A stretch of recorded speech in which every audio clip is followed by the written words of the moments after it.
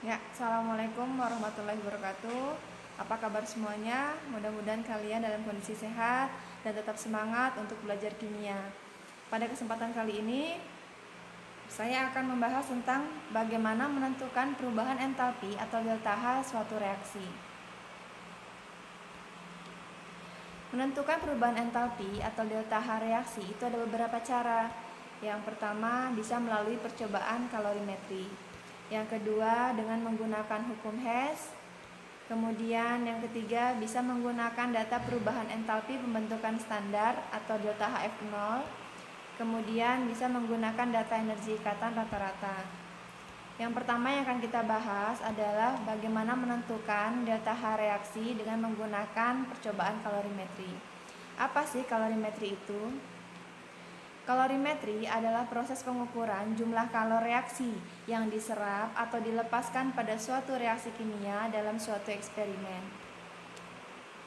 Kalorimeter adalah alat yang digunakan untuk mengukur jumlah kalor yang terlibat pada suatu perubahan atau reaksi kimia dalam percobaan kalorimetri.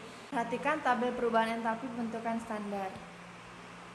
Anda bisa lihat di sini ada tabel-tabel. Di sana ada beberapa macam zat dan juga ada delta HF0-nya atau perubahan entalpi pembentukan standarnya. Di sana ada H2, delta HF0-nya adalah 0. Kemudian ada juga H2O, delta HF0-nya adalah negatif 241,8. Ada juga delta HFAgCl yaitu negatif 127,0. Ya, satuannya adalah kilojoule per mol. Dari mana asal tabel-tabel ini, data yang tercantum? Oke, data-data perubahan entalpi atau delta H reaksi yang terdapat pada tabel tersebut itu merupakan hasil perhitungan dari percobaan kalorimetri. Dengan menggunakan kalorimetri, kita dapat menentukan apa jenis reaksi yang terjadi dan apakah reaksi tersebut termasuk endoterm atau eksoterm. Prinsip kerja dari kalorimeter itu berdasarkan asas Planck yang berbunyi kalor yang dilepas oleh benda panas sama dengan kalor yang diterima oleh benda yang dingin. Jadi ketika dua benda didekatkan satu sama lainnya, maka akan terjadi perpindahan kalor dari benda panas ke benda dingin sehingga mencapai suatu keseimbangan termal atau mencapai suhu yang seimbang. Nah, alatnya tadi namanya kalorimeter ya. Jenis kalorimeter itu ada beberapa macam. Yang pertama ada namanya kalorimeter boom. Ya, ini gambarnya seperti ini. Bagian-bagiannya di sana Anda bisa lihat gambar berikutnya. Ada termometer, kemudian ada aliran listrik, kemudian ada pengaduk, kemudian ada air, kemudian ada tempat reaksi. Kalorimeter boom adalah alat yang digunakan untuk mengukur jumlah kalor yang dibebaskan pada pembakaran sempurna dalam O2 berlebih, suatu senyawa, bahan makanan, dan bahan bakar.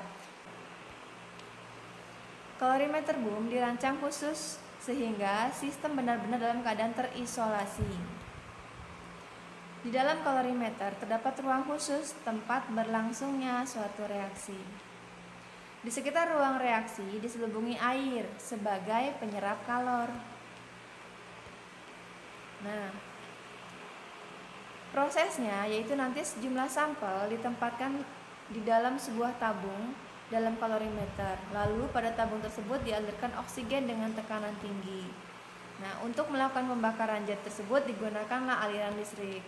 Perhatikan gambar. Di sana ada tempat reaksi kan? Maka zat itu ditempatkan di tempat reaksi. Kemudian dialiri listrik agar terjadi proses pembakaran. Aliran listrik akan membakar sampel dengan oksigen berlebih. Kalor yang dilepas akan diserap oleh air dan wadahnya. Anda bisa lihat. Nah, misalnya ini saya punya gelas kimia yang saya isi air. Oke. Nah, ini adalah alur Mayer. Nah, saya anggap di dalamnya adalah senyawa yang sedang bereaksi. Ketika senyawa ini bereaksi, misalnya senyawa ini menghasilkan panas, maka ketika saya taruh di sini, nah seperti ini, Anda bisa lihat, oke. Maka panas yang terjadi pada reaksi ini akan keluar, akan dilepaskan sehingga air yang ada dalam gelas kimia juga akan ikut panas. Nah, oleh sebab itu, kalor yang dilepaskan dalam sistem akan diserap oleh air dan juga wadahnya atau dalam kalorimeternya. Ingat, kalau perubahan entalpi atau delta H itu merupakan perubahan kalor yang diukur pada tekanan tetap. Pada reaksi eksoterm, kalor yang dilepas oleh sistem sebagian itu diserap oleh kalorimeter dan sebagian akan menyebabkan kenaikan suhu. Pada reaksi endoterm, sistem akan menyerap kalor dari kalorimeter dan sebagian akan menyebabkan turunnya suhu sistem. Zat yang bereaksi ini dianggap sebagai sistem, sedangkan segala sesuatu di luar sistem itu merupakan lingkungan, sehingga berlaku Q sistem atau kalor yang dilepaskan sistem itu akan sama dengan Q lingkungan atau kalor yang diterima oleh lingkungan.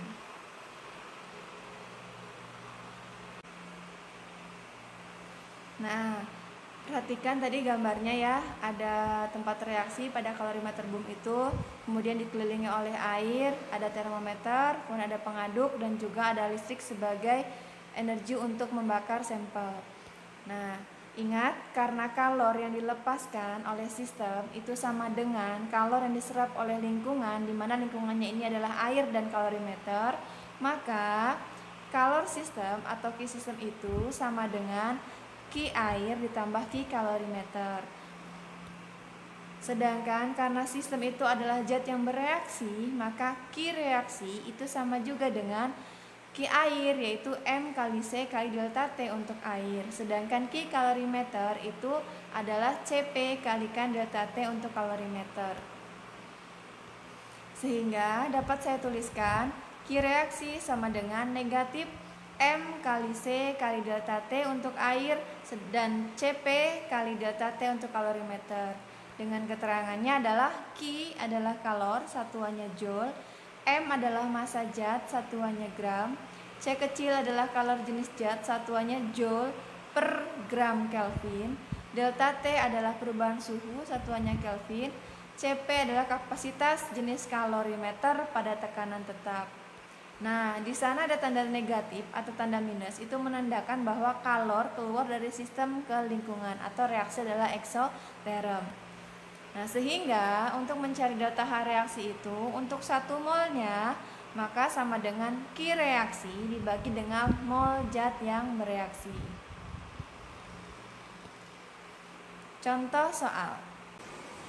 Nah, ini contoh soalnya. Suatu kalorimeter boom berisi 500 gram air dengan suhu 25 derajat Celcius. Saya beri tanda. Nah, kemudian 3 gram gas etanol C2H6 dibakar sempurna, menyebabkan suhu air naik menjadi 35 derajat Celcius.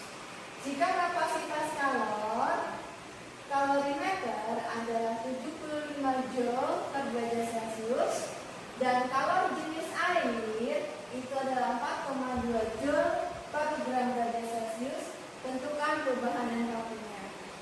Sebelumnya kalau saya gambarkan, ini adalah kalorimeter, maka ini adalah ruang reaksinya. Di sini adalah tempat reaksi. Oke, ini adalah kalorimeter. Dan ini yang mengelilingi tempat reaksi ini adalah air. Sehingga ketika terjadi reaksi di sini menghasilkan kalor, maka kalornya akan dilepaskan. Ketika dilepaskan akan diserap oleh siapa? Oleh air dan kalorimeter. Sehingga Q reaksi akan sama dengan Q-nya air yang diterima oleh air dan Q yang diterima oleh kalorimeter. Sedangkan Anda bisa lihat di sini Q reaksi untuk Q air bisa kita cari dari mana? M dikalikan C kalikan delta T. Kemudian untuk Q kalorimeternya bisa kita cari dari mana? Dari CP, C besar kita kalikan dengan delta T. Di mana M di sini massa air, C di sini adalah kalori jenis air, delta T adalah perubahan suhu.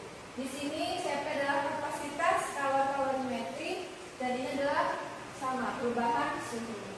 Sehingga saya cari di airnya tadi dengan cara M kali C kali delta T ya. Berarti M-nya adalah 500 gram dikali C-nya adalah kalori jenis air 4,2 joule per gram derajat Celcius. Kemudian dikali perubahan suhunya. Lihat di sini perubahan suhunya.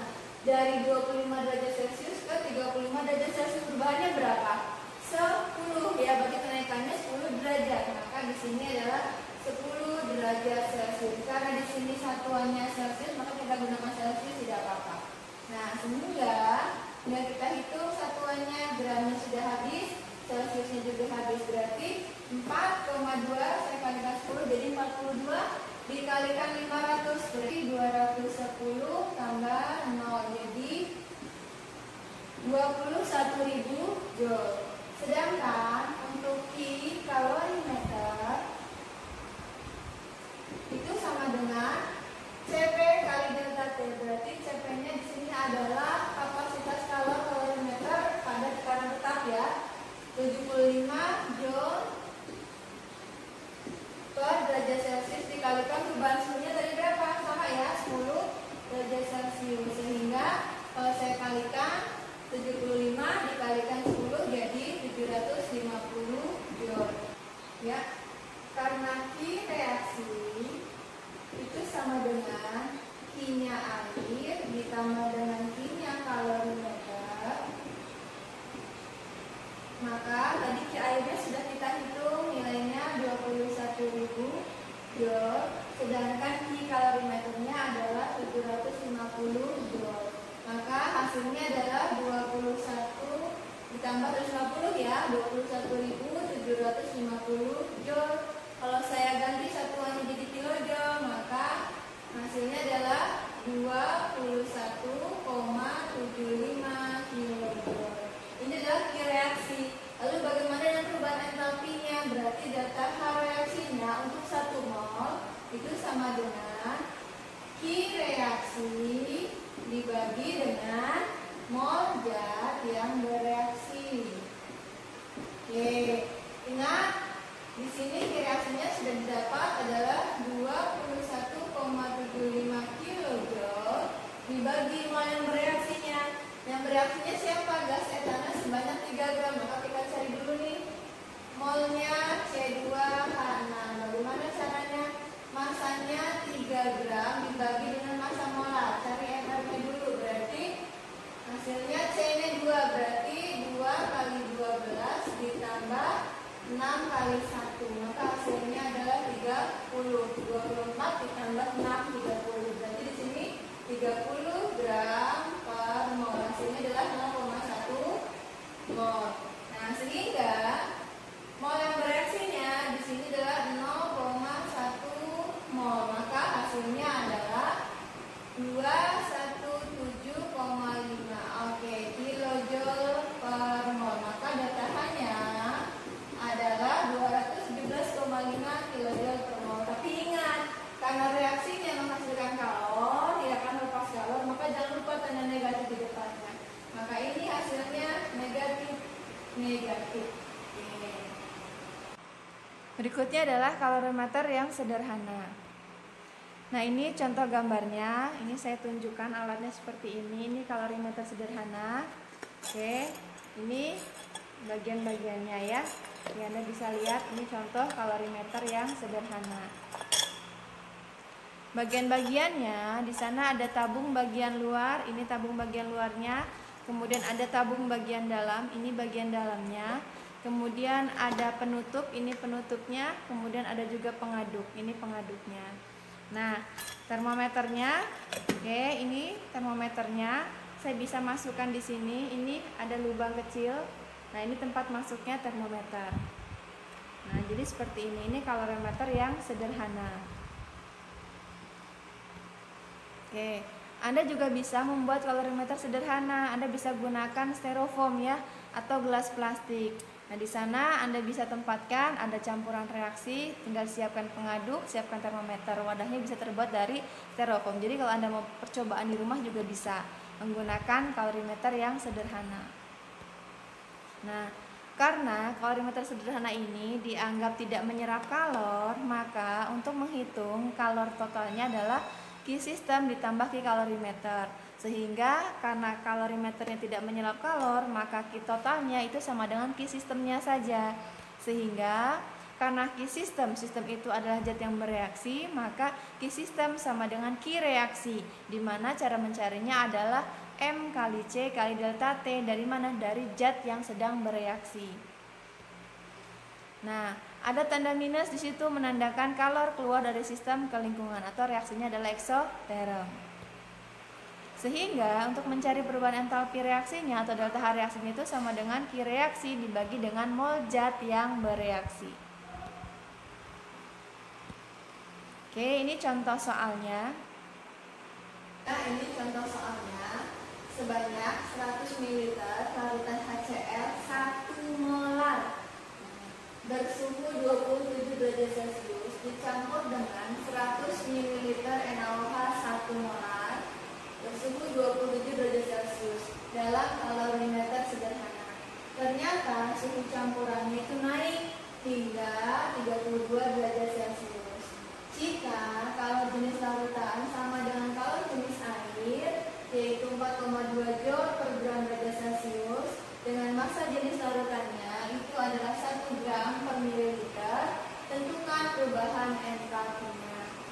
Nah, kalau saya gambarkan, ini adalah kalorimeter sederhana. Oke. Nah, di sini adalah tempat reaksi zatnya.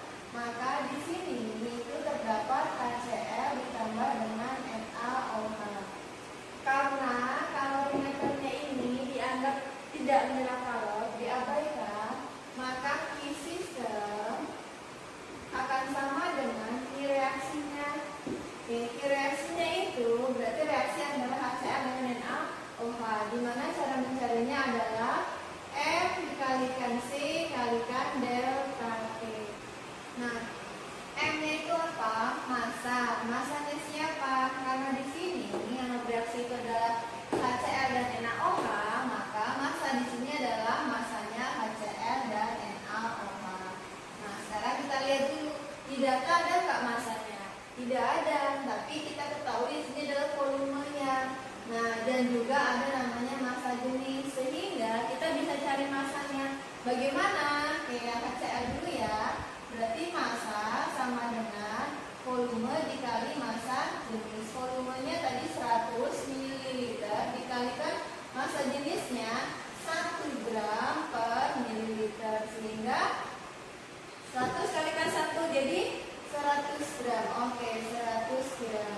Begitu juga dengan NaOH, kebetulan sama-sama 100 ml, berarti NaOH juga adalah 100 gram. Sehingga kita masukkan di sini. M-nya jumlahnya massa HCl sama massanya NaOH, 100 gram tambah 100 gram jadi 200 gram. Dikali C-nya adalah ini 4,2 joule per gram derajat Celcius, dikali lihat perubahan suhunya. Dan awalnya HCl 27, NaOH juga 27, berarti dianggap suhu awal kedua zat itu adalah 27 derajat Celcius. Ketika dicampurkan menjadi 32, berarti berapa perubahannya? Dari 27 ke 32, berarti 5 derajat Celcius. Mengalami kenaikan sebesar 5 derajat Celcius. Sehingga kita hitung, oke, Celciusnya habis, gramnya habis. 4,2 dikalikan 5 berapa? 21 kalikan 200, berarti hasilnya adalah 42. Oke, berarti 4200 satuannya adalah joule. Kita tadi sudah menghitung besarnya Q reaksi, yaitu 4200 joule. Pertanyaannya adalah tentukan perubahan entalpinya. Ingat, perubahan entalpi berarti delta H itu sama dengan Q reaksi dibagi dengan mol zat yang bereaksi. Nah, sekarang Q reaksinya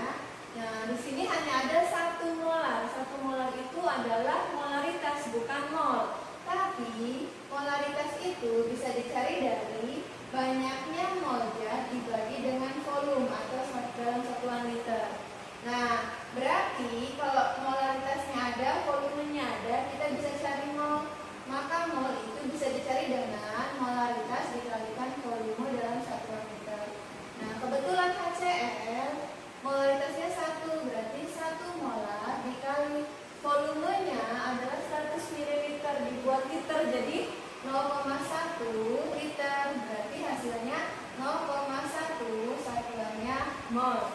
Maka HCl itu mula-mula adalah 0,1 mol. Karena NaOH juga sama, 1 molar volumenya 100 ml, berarti molnya juga 0,1 mol. Nah, sekarang yang bereaksi karena koefisiennya 1:1, molnya juga 0,1, maka semuanya ikut bereaksi. Sehingga HCl yang bereaksi 0,1 mol. NaOH juga 0,1 mol. Tidak ada sisa. NaCl yang dihasilkan, lihat perbandingan koefisiennya 1:1. NaCl awalnya tidak ada, H2O juga awalnya tidak ada. Setelah bereaksi, NaCl yang dihasilkannya 0,1 mol. Kenapa? Karena perbandingan koefisien itu sama dengan perbandingan mol zat yang bereaksinya. Maka H2O juga 0,1 mol. Sehingga NaCl yang dihasilkan 0,1 mol, H2O-nya 0,1 mol. Nah, sekarang karena ini adalah reaksi neutralisasi asam dan basa, maka pengertian perubahan entalpi untuk reaksi neutralisasi adalah banyaknya kalor yang diperlukan untuk menghasilkan 1 mol air. Karena netral itu adalah air ya. 1 mol air di sini ada berapa? 0,1. Berarti ini delta H-nya dibagi dengan 0,1 mol. Maka hasilnya adalah 42123. Oke, di sini satuannya joule per mol. Berarti delta H-nya itu sama dengan 42.000 joule per mol. Kalau misalnya saya buat kilojoule, berarti 42 kilojoule per mol. Tapi jangan lupa, karena dalam reaksi yang menghasilkan kalor, berarti reaksinya eksoteron, maka jangan lupa beri tanda negatif. Delta H reaksi ini adalah negatif 42 kilojoule per mol. Ya, materinya sampai di sini. Kurang lebihnya saya mohon maaf. Terima kasih semuanya. Assalamualaikum warahmatullahi wabarakatuh.